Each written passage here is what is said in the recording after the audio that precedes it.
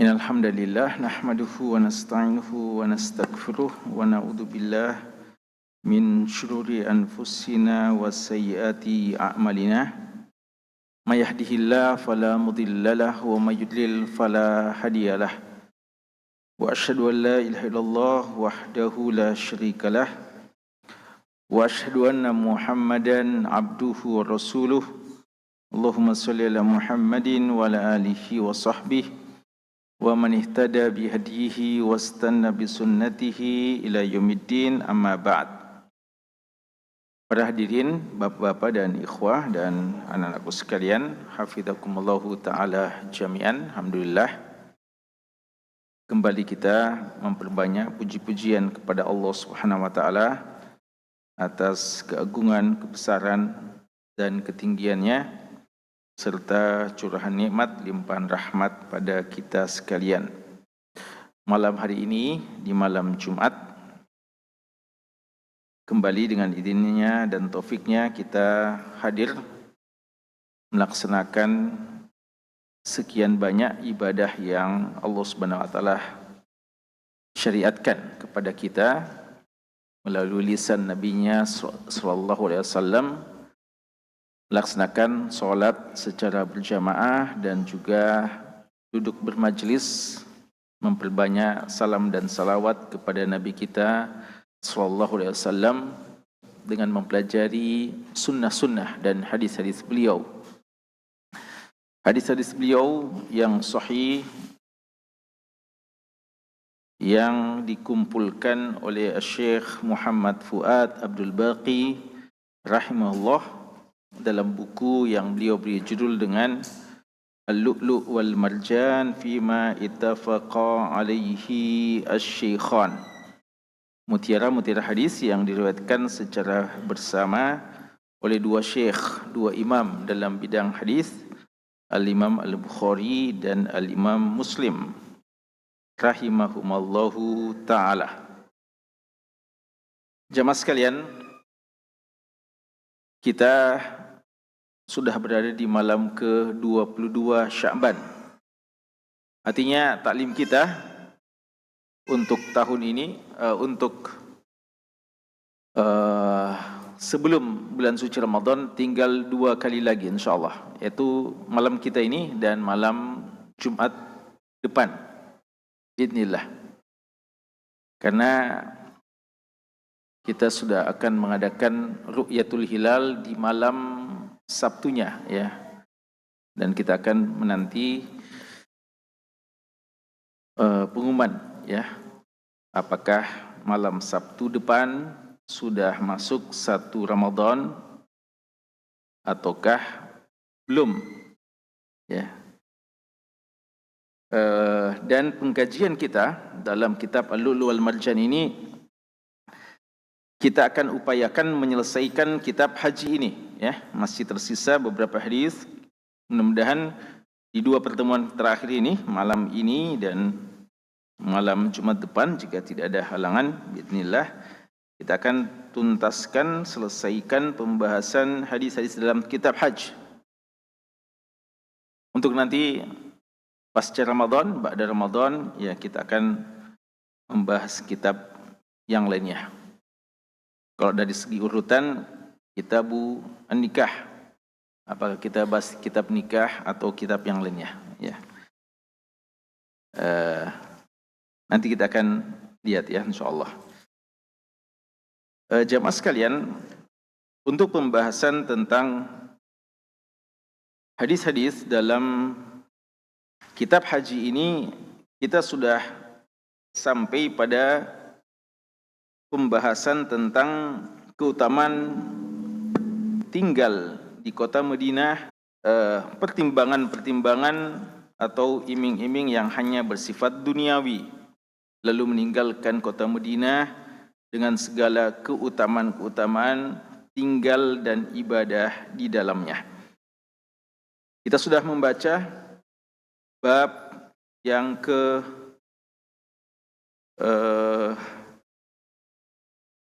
73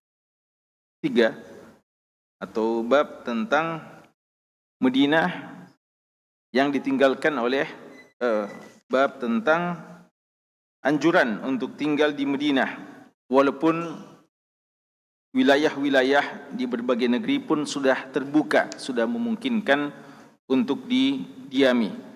Kita sudah membahas hadis yang ke 876.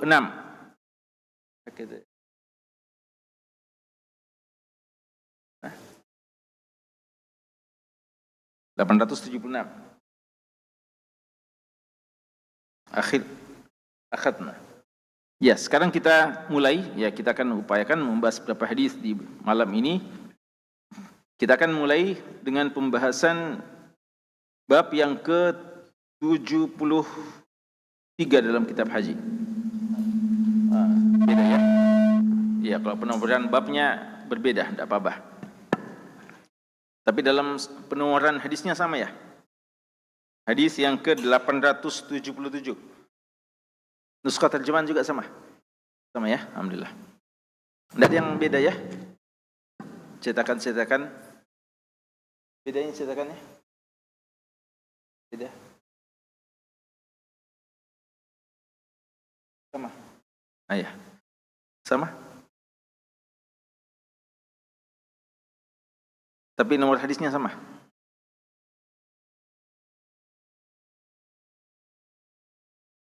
Sama ya? Alhamdulillah. Baik. Silakan, fadhal. Bismillahirrahmanirrahim. Alhamdulillah rabbil alamin wassalatu wassalamu ala nabiyyina Muhammadin wa ala alihi wa sahbihi ajma'in. Allahumma ighfir lil muallif wal ustadz wal hadirin wal musyahidin ajma'in. Kitab Al-Lu'lu' wal Marjan fi ma ittafaqa alaihi Syaikhan Al-Bukhari wa Muslim.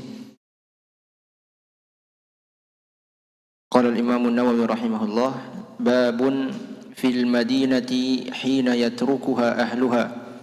Hadits Abi Hurairah radhiyallahu anhu qala sami'tu Rasulullah sallallahu alaihi wasallam yaqul yatrukuna al-madinata ala khairi ma kanat la yaghshaha illa al-awaf yuridu awafiya as-siba'i wat-tayr wa akhiru man yahshuru ra'iyani min muzaynatah yuridani al-madinah yan'aqani bi ghanamihima min muzaynah yuridani al-madinah yan'aqani bi ghanamihima fayajidaniha wahshan hatta idza balagha ثنية الوداع خر على وجوههما. Bab yang pertama kita bahas untuk malam ini, babun fil madinati hina yatrukuha ahluha. Bab tentang Madinah ketika penduduknya meninggalkannya. Bab tentang Madinah ketika penduduk kota Madinah meninggalkan kota Madinah. Hadis yang ke-877, hadisu Abi Hurairah radhiyallahu anhu. Hadis yang datang dari sahabat yang mulia Abu Hurairah radhiyallahu anhu qala. Beliau mengatakan, sami'tu Rasulullah sallallahu alaihi wasallam yaqul. Aku telah mendengarkan Rasulullah sallallahu alaihi wasallam bersabda, yatrukunal Madinah. Mereka akan meninggalkan kota Madinah. Ala khairin ma kanat. Meninggalkan kota Madinah dengan apa yang ada dari kebaikannya. La yakshaha, tidak ada yang mendatangi kota Madinah. La yakshaha artinya la ya'tiha, ya, tidak ada yang mendatangi kota Madinah illal awaf. Al-awaf, ini al-awaf adalah setiap yang datang untuk mencari makanan atau rezeki, tapi digunakan untuk selain manusia, ya. Jadi mereka, orang-orang pada meninggalkan kota Madinah dan tidak ada yang mendatangi kota Madinah kecuali al-awaf. Al-awaf di sini yang dimaksudkan apa? Yuridu awafi as-siba wat-tayr. Yang dimaksudkan awaf adalah awafi as-siba, dari serigala yang mencari mangsa, mencari makanannya, wat-tayr, dan burung-burung. Wa akhiru man yahsharu ra'iyani min Muzainah. Dan yang paling terakhir akan dikumpulkan atau akan datang atau meninggalkan kota Madinah ada dua penggembala min Muzainah, dari kabilah Muzainah, yuridani al-Madinah, keduanya menuju kota Madinah, keduanya mendatangi kota Madinah. Yan'iqani bi ghanamihima, mereka menuntun membawa kambing-kambing mereka. Yan'iqani itu na'ak artinya dia menyeru, berteriak ya. Kalau penggembala kan dia kalau arahkan kambing-kambingnya dia kadang berteriak ya, sambil memukul, kadang mencambuk kambingnya dan diarahkan. Jadi bersuara, berteriak, mengarahkan, menggiring kambing-kambing mereka. Fayajidaniha wahsya. Namun ketika kedua penggembala ini telah masuk ke kota Madinah, fayajidaniha, keduanya mendapati dia yang dimaksudkan kota Madinah. Fayajidaniha, keduanya mendapati kota Madinah wahsyan, sudah tidak ada lagi penghuninya ya. Wahsy itu sesuatu yang yang kalau dikatakan mutawahish, sesuatu yang liar, sesuatu yang buas ya. Artinya sesuatu yang tidak nyaman lagi untuk tinggal di dalamnya karena sudah pada kosong dari penghuninya. Hatta idza balagha saniyatal wada, hingga ketika keduanya tiba pada saniyatal wada. Saniyatal wada itu tempat perbatasan kota Madinah ya, yang biasa digunakan untuk tempat yang agak tinggi, yang biasa orang kalau mau mengantar keluarganya, mengantar orang lain, berpisah di situ, al-wada. Sebagaimana juga kalau mau menyambut orang-orang yang datang di situ juga ya. Makanya dikatakan bahwa penduduk Madinah ketika menyambut, menunggu kedatangan Nabi kita sallallahu alaihi wasallam, menyambutnya di situ ya, fi saniyatil wada. Kharra, mereka terjatuh, pingsan atau meninggal, ala wujuhihima, tersungkur pada kedua wajahnya. Jemaah sekalian, ada beberapa hal yang perlu untuk difahami tentang hadis kita ini. Ulama kita berbeda pendapat tentang hadis ini. Apakah hadis ini menceritakan kejadian yang sudah pernah terjadi, penyikapan sebagian orang terhadap kota Madinah, di mana ketika seperti hadis yang lalu ya, ketika sudah banyak negeri-negeri yang terbuka, sudah banyak alternatif, maka penduduk Madinah berpikir untuk meninggalkan kota Madinah, mencari tempat-tempat yang mungkin dianggap lebih menjamin rezekinya, lebih banyak dia akan mendapatkan rezeki di sana, lebih makmur, lebih layak kehidupannya. Apakah yang dimaksudkan ini adalah ketika masa-masa tersebut?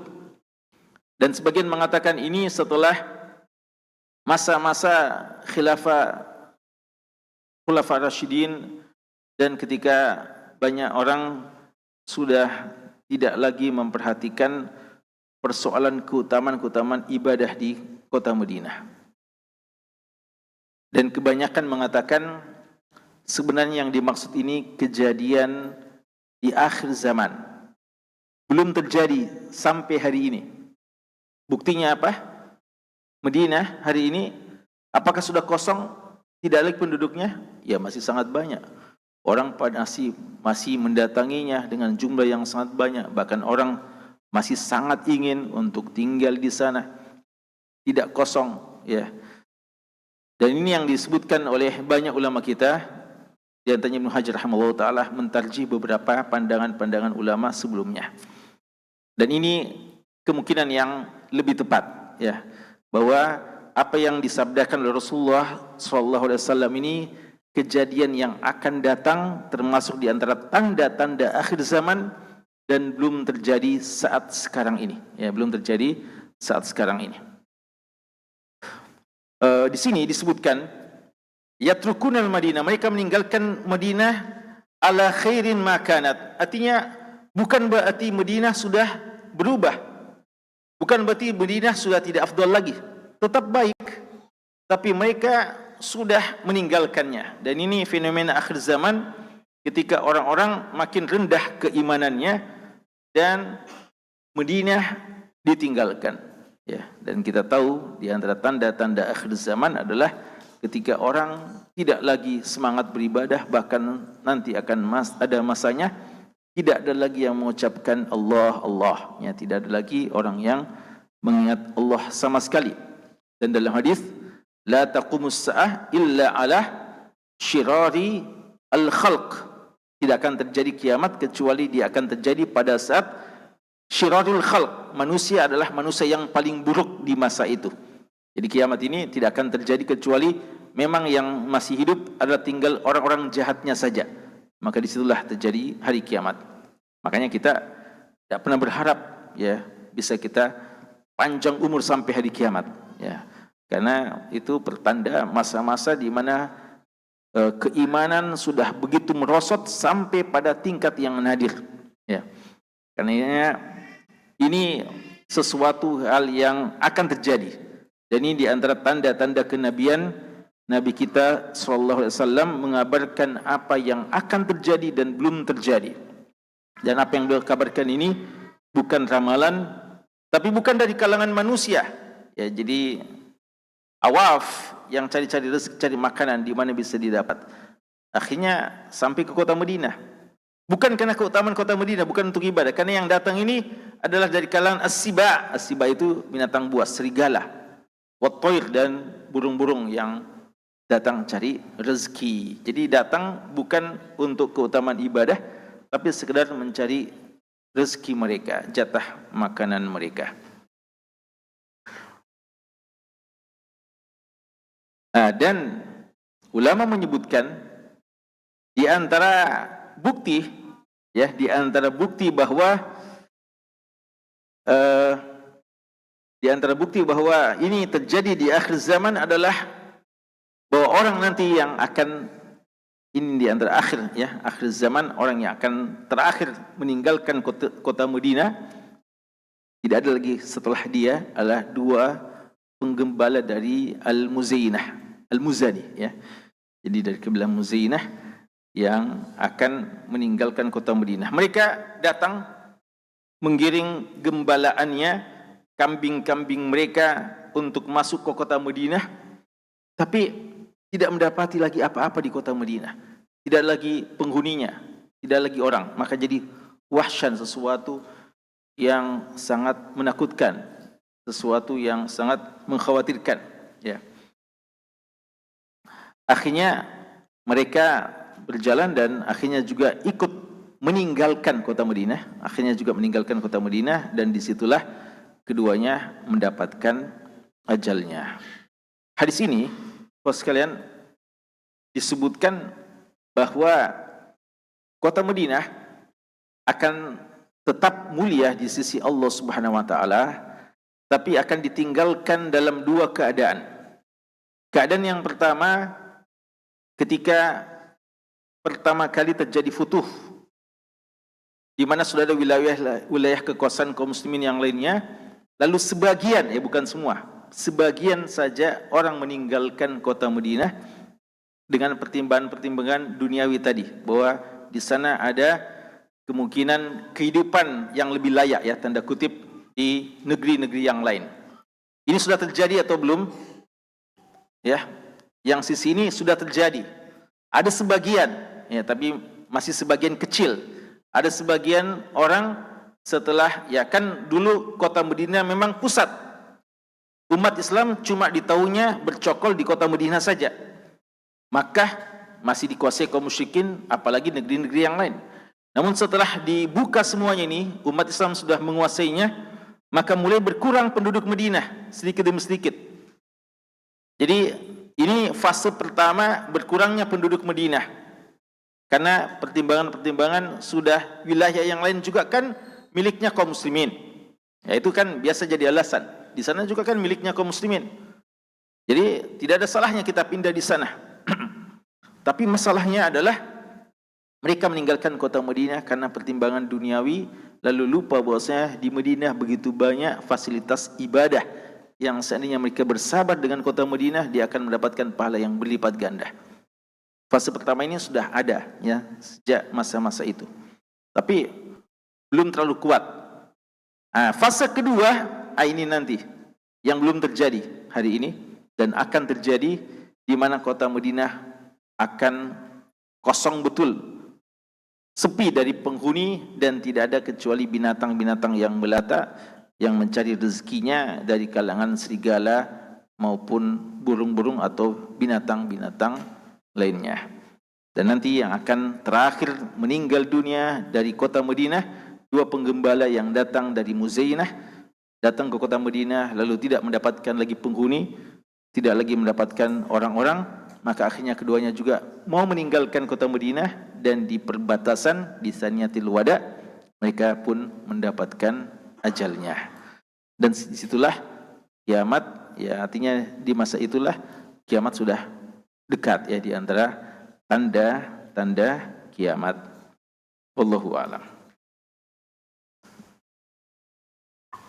الباب الذي بعده باب ما بين القبر والمنبر روضة من رياض الجنة. حديث عبد الله بن زيد المازني رضي الله عنه أن رسول الله صلى الله عليه وسلم قال ما بين بيتي ومنبري روضة من رياض الجنة. الحديث الذي بعده حديث أبي هريرة رضي الله عنه عن النبي صلى الله عليه وسلم قال ما بين بيتي ومنبري روضة من رياض الجنة. ومنبري روضة من رياض الجنة ومنبري على حوضي. ومنبري. طيب. Ya. Jemaah sekalian, bab yang selanjutnya, bab yang ke-74, bab ma bainal qabri, di antara kuburanku, di antara kuburan Nabi, wal mimbar, dan mimbar beliau, raudhah min riyadil jannah, ada tempat yang namanya raudhah dari riyadil jannah. Sedikit catatan tentang penjudulan bab ini. Sebagian ulama kurang setuju dengan istilah antara kuburanku dan antara mimbarku, karena dalam hadis-hadis tidak disebutkan bahwa baina qabri wa mimbari. Yang ada adalah baina baiti wa mimbari, antara rumahku dan mimbarku. Walaupun nanti akhirnya rumah beliau menjadi apa? Kuburan beliau juga, ya. Tapi ini kan terkesan, ya, ada terkesan masalah orang-orang yang mau nanti membesarkan persoalan kuburan, ya, mentakzim, memuliakan, ya, atau yang mau mengagung-agungkan persoalan kuburan. Padahal sebenarnya yang dimaksudkan adalah antara rumahku dan antara mimbarku ada raudhah min riyadil jannah. Inilah tempat yang paling mulia yang ada di kota Madinah. Ingat kawan sekalian, kota Madinah itu ada batasannya, ya, seperti pernah kita bahas. Secara umum semua kota yang ada batasan kota Madinah, bain air wa thawr, itu semua adalah kota yang mulia, kedua terbaik setelah Makkah. Lalu tempat yang paling afdal di kota Madinah adalah apa? Masjid Nabawi. Tempat yang paling afdal di kota Madinah adalah Masjid Nabawi. Disitulah kita bisa mendapatkan pahala yang sebesar-besarnya, sebanyak-banyaknya. Ibadah di sana 1000 kali dibandingkan ibadah di masjid-masjid yang lainnya. Lalu di Masjid Nabawi, apa tempat yang terbaik? Inilah Raudhah min Riyadil Jannah. Tempat yang dianjurkan untuk kita juga mendatanginya, karena dia adalah, dan ada khilaf dari ulama kita tentang makna kebun dari kebun-kebun surga. Sebagian mengatakan ini isyarat tentang keutamaannya, bahwa di sana keutamaannya adalah di sana tempat yang paling utama, dianjurkan untuk beribadah di sana dengan berbagai macam ibadah, salat, baca Al-Quran, doa, dan seterusnya. Dan tidak sedikit ulama yang mengatakan yang dimaksudkan Raudhah min Riyadil Jannah, bahwa itu memang akan menjadi kebun di antara kebun surga. Ini akan diangkat nanti di hari kiamat menjadi tempat kebun-kebun surga. Di surga, surga yang hakiki, yang kita tuju, yang kita impikan, yang kita idam-idamkan. Jadi tempat itu, tempat yang ada sekarang pun kita bisa menyaksikannya dan bisa mendatanginya. InsyaAllah bagi yang datang sana, mengunjungi sana, bisa. Saat sekarang difasilitasi untuk walaupun dipergilirkan ya, ada antrian, tapi bisa datang ke sana. Itu tempat, itulah nantinya akan dipindahkan juga ke surga, ya, karena keutamaannya. Tidak ada sebenarnya dalil khusus tentang keutamaan ibadah apa, ya, tidak ada ibadah apa yang mesti dilakukan. Tidak disebutkan juga berapa pahalanya. Yang jelas ada penyebutan pahalanya adalah apa? Masjid itu 1000 kali pahala dibandingkan sholat di tempat yang lain. Adapun Raudhah tidak disebutkan apa pahalanya.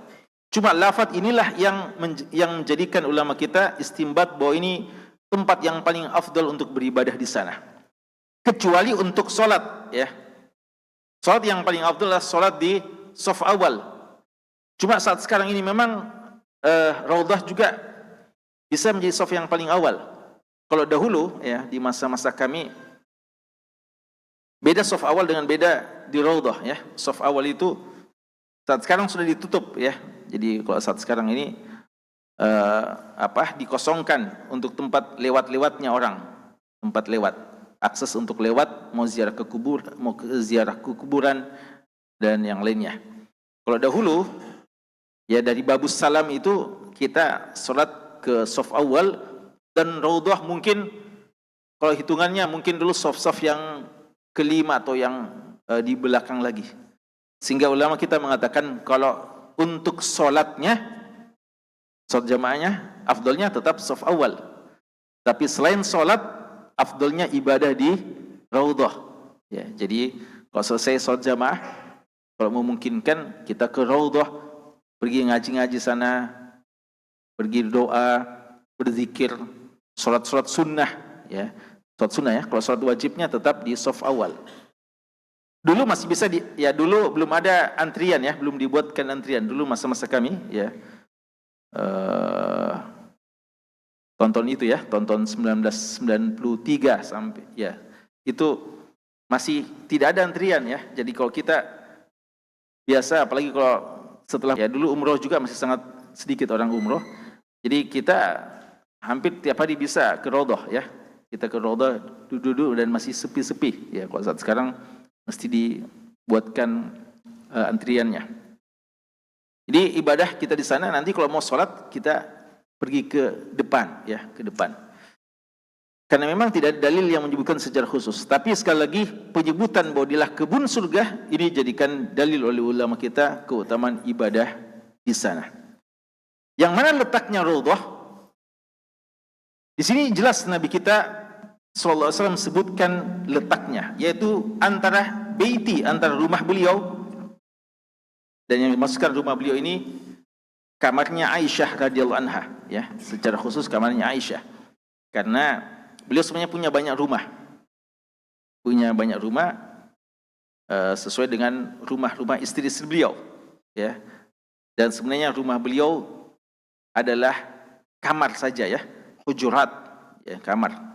Karena seadanya saja, ya, rumah istri beliau sallallahu alaihi wasallam. Dan secara khusus rumah yang dimaksud rumah Aisyah radhiyallahu anha, rumah yang beliau pilih untuk menjadi tempat perawatan beliau waktu sakit, ya.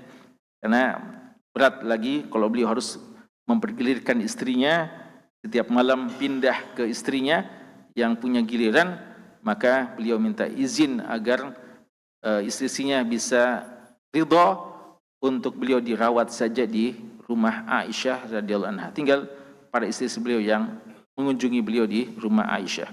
Dan akhirnya beliau mendapatkan ajalnya, wafat di rumah Aisyah radhiyallahu anha. Jadi yang dimaksudkan sini adalah rumah Aisyah. Dan kaidah khusus untuk para nabi atau hukum yang Allah tetapkan bagi para nabi bahwa mereka dikuburkan di tempat meninggalnya, ya. Jadi untuk nabi secara khusus mereka itu dikuburkan di tempat meninggalnya. Dan waktu itu rumah Aisyah bukan masjid, ya, bukan bagian dari masjid. Jadi rumah Aisyah radhiyallahu anha itu di luar masjid, bukan masjid, walaupun bersebelahan dengan masjid. Jadi karena beliau wafat di rumah Aisyah radhiyallahu anha, maka beliau tidak dipindahkan, beliau dikuburkan di sana, ya, beliau dikuburkan di sana. Jadi dalam hadis dikatakan antara rumahku dengan mimbarku, ini mimbar dan mimbar beliau diketahui tempatnya, masih ada, ya, sampai sekarang. Walaupun bukan lagi itu, ya. Jadi jangan sangka itu mimbar Rasulullah. Ya, dalam artian mimbar yang ada sekarang itu mimbar di zaman Rasulullah, ya, bukan lagi. Kalau mimbar Rasulullah 3 tangga, ya, kalau sekarang kan lumayan tangganya itu, ya, mimbar yang ada saat sekarang. Raudhah min riyadil jannah.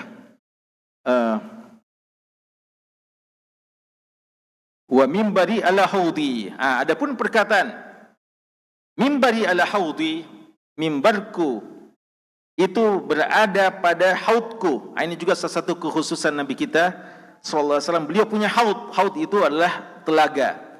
Dan telaga ini sebelum sampai di surga, ada 2 telaga Rasulullah SAW. Telaga sebelum sampai di surga yang menjadi tempat singgahnya nanti umat beliau.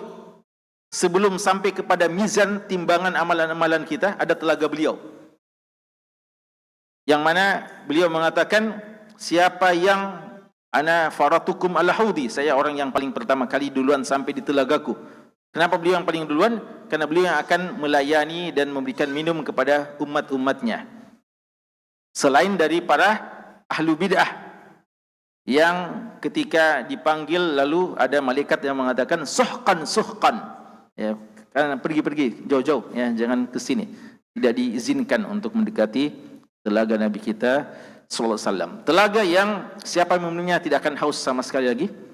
Telaga yang air minumnya lebih putih daripada susu, lebih manis daripada madu, ya.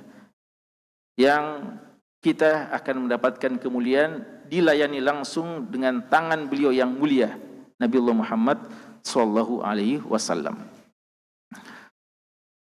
Adapun telaga kedua itu nanti di surga yang disebut dengan apa? Disebut dengan Al-Kautsar. Inna a'tainaka Al-Kautsar. Ini Al-Kautsar nanti yang di surga, yang darinya mengalir ke surga-surga, ya, airnya tersebut. Di sini beliau sebutkan bahwa mimbarku ini wa mimbari ala haudi, dan mimbarku itu ada pada telagaku. Apa maksudnya mimbarku ada telagaku? Sebagian ulama menafsirkan secara zahirnya bahwa mimbarnya Rasulullah itu nanti yang akan diangkat juga di telaga beliau sallallahu alaihi wasallam. Tapi tampaknya wallahu alam yang dimaksudkan dengan mimbarnya sini adalah mimbar yang ada di zaman beliau, ya, mimbar yang ada di zaman beliau. Karena setelah mimbar beliau banyak terjadi perubahan mimbar, ya. Karena kalau disebut mimbar dalam artian mimbar kapan, saat sekarang ada mimbar yang beda dengan mimbar yang dahulu. Dan kita juga tidak yakin mimbar ini akan bertahan terus. Mungkin nanti akan ada direnovasi lagi atau diganti lagi mimbarnya. Maka tampaknya yang dimaksudkan mimbar adalah mimbar yang ada pada zaman beliau sallallahu alaihi wasallam. Walaupun ini juga pernah terjadi 2 kali perubahan.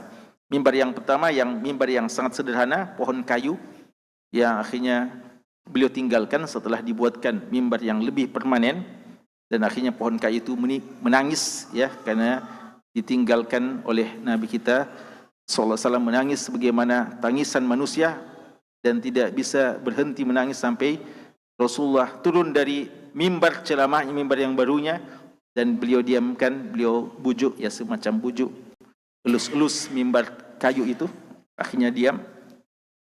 Lalu Rasulullah menggunakan mimbar yang baru yang dibuatkan oleh salah seorang anak dari wanita dari Bani Najjar yang menghadiahkan kepada Nabi sallallahu alaihi wasallam mimbar tersebut, dan itu yang beliau pakai, ya. Dan tampaknya itulah yang dimaksudkan yang akan nanti disimpankan atau akan diletakkan di telaga beliau sallallahu alaihi wasallam. Terakhir, ya, ini kita mau bahas terakhir supaya nanti untuk pekan depan terakhir khusus masalah masjid-masjid, ya, yang ada di kota Madinah. Al-babul ladzi ba'dahu babun ahadu jabali Uhud jabalun yuhibbuna wa nuhibbuhu. Hadithu Abi Humaid قال أقبلنا مع النبي صلى الله عليه وسلم من غزوة تبوك حتى إذا أشرفنا على المدينة قال هذه طابة وهذا أحد جبل يحبنا ونحبه. Ya. Jemaah sekalian, hadis yang terakhir yang kita mau bahas, hadis singkat tentang Jabal Uhud. Di sini disebutkan bab Uhudun, Jabal Uhud, Jabalun, bukit atau gunung, yuhibbuna, yang mencintai kami, wa nuhibbuhu, dan kami pun mencintainya. Hadis dari sahabat yang mulia Abu Humaid As-Sa'idi radhiyallahu anhu, sahabat yang terkenal dengan hadis panjang tentang tata cara salat Nabi sallallahu alaihi wasallam. Beliau mengatakan, aqbalna ma'an Nabi sallallahu alaihi wasallam min ghazwati Tabuk. Kami datang bersama dengan Nabi sallallahu alaihi wasallam dari perang Tabuk tahun ke-9 Hijriah, ya. Ini menjelang akhir wafat Rasulullah SAW, ya. Tapi belum, ya, masih tahun 9, masih ada sekitar 2 tahunan. Kami pulang dari Ghazwat Tabuk. Hatta idza asyrafna, hingga ketika sudah al-Madinah, sudah hampir di kota Madinah, hampir sudah masuk di kota Madinah. Di antara sunnah Nabi kita sallallahu alaihi wasallam, beliau karena cintanya ke kota Madinah, beliau kalau sudah makin dekat Madinah, makin mempercepat langkah kuda beliau atau langkah unta beliau, kendaraan yang beliau gunakan. Ya, ini menunjukkan cinta beliau yang sangat kepada kota Madinah. Dan memang begitu, ya. Kalau sudah hampir sampai finish, itu orang makin mengencangkan, makin memacu, ya, kuda dan kendaraannya untuk sampai kepada tujuan, ya. Dan ini yang disebutkan oleh ulama kita, termasuk di bulan suci Ramadan. Ya, kenapa kita sejak awal kencang, tapi nanti menjelang sampai finishnya makin kencang lagi, ya. Begitu Nabi kita sallallahu alaihi wasallam juga, kalau pulang makin dekat kota Madinah, makin semangat dan makin memacu kendaraannya.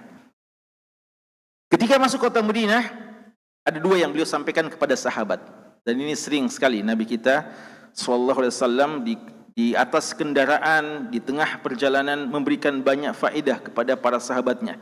Beliau berdakwah, beliau mengajar kepada para sahabatnya, termasuk di atas kendaraan dan di tengah perjalanan. Ada 2 yang beliau sampaikan. Pertama, beliau bilang, hadihi Tobah, ini Tobah. Apa yang dimaksudkan Tobah? Kota Madinah. Ini salah satu nama kota Madinah. Apa namanya kota Madinah? Madinah atau Thayyibah atau Tobah. Ya, ini penamaan yang syar'i yang dinamakan oleh Nabi sallallahu alaihi wasallam. Adapun penamaan Yathrib itu penamaan dahulu sebelum Islam yang tidak disukai oleh Nabi SAW. Hadi Taubah, ini kota Taubah. Wahada Uhud, dan ini Uhud, beliau tunjuk ya, dan kita tahu ya, perang Uhud. Jabal Uhud ini sini terjadi perang yang sangat fenomenal, perang Uhud. Beliau bilang Uhud ini, bukit Uhud ini, yuhibbuna, mencintai kami, wa nuhibbuhu, dan kami pun mencintainya. Apa yang beliau sampaikan ini adalah wahyu yang datang dari Allah. Ya. Karena kita tidak bisa memastikan sesuatu cinta kita atau tidak, kecuali ya kalau hal yang gaib ya. Ini tiang-tiang masjid ini, tiang-tiang masjid ini, yang ada di masjid kita ini. Kira-kira apakah kita bisa memastikan ini, tiang ini mencintai kita? Wallahu alam. Ya. Adapun kalau datang dari Rasulullah, itulah satu keniscayaan, satu kepastian, satu kebenaran, ya, satu kebenaran. Tapi dari sini bisa diambil faedah bahwa benda-benda mati pun itu bisa mencintai kita. Wa in min syai'in illa yusabbihu bihamdihi walakin la tafqahuna tasbihahum. Yusabbihu lillahi ma fis samawati wa ma fil ard. Sabbaha lillahi ma fis samawati wa ma fil ard. Apa yang ada di langit dan di bumi ini semuanya bertasbih kepada Allah. Semuanya bertasbih, cuma kita tidak tahu tasbih-tasbih mereka. Dan kita telah dikabarkan oleh Nabi kita sallallahu alaihi wasallam bahwa ikan-ikan yang ada di lautan, semut-semut yang ada di liangnya, semuanya itu mendoakan para penuntut ilmu dan orang-orang yang mengajarkan kebaikan-kebaikan. Itu kita yakini, ya, walaupun kita tidak ketahui. Adapun Nabi kita mendengarkan, ya, karena beliau bisa mendengarkan yang seperti ini, seperti ketika beliau mendengarkan tadi tangisan dari sang mimbar kayu, ya, mimbar kayu menangis, beliau dengarkan. Beliau kadang beliau jalan di Madinah, dia disapa salam oleh batu yang ada di sana, dan juga di kota Makkah. Dan kadang makan dan makanannya bertasbih, beliau mendengarkannya, dan kadang juga didengarkan oleh sebagian sahabat. Semua itu bukan dongengan, ya, tapi berita yang benar, dan menunjukkan bahwa semuanya ini alam sebenarnya, ini makhluk-makhluk Allah yang cinta kepada orang-orang yang dicintai oleh Allah Subhanahu wa taala. Karena Allah Subhanahu wa taala kalau cinta kepada hambanya, apa yang Allah akan lakukan?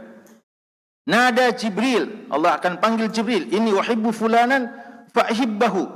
Saya cinta kepada si fulan, maka wahai Jibril, cintai juga si fulan. Maka Jibril mengumumkan kepada penduduk langit, innallaha ahabba fulanan fa'hibbuhu. Wahai malaikat-malaikat, Allah cinta si fulan, maka cintailah. Kalian harus cinta kepada si fulan. Maka penduduk langit semuanya cinta. Wa wudi'a lahul qabulu fil ard. Dan di bumi pun semua penduduk bumi akan menerima dan mencintainya juga. Dan ini masuk kepadanya manusia-manusia dan benda-benda yang kita anggap benda mati, ya. Tapi dia pada hakikatnya bisa bicara, ya.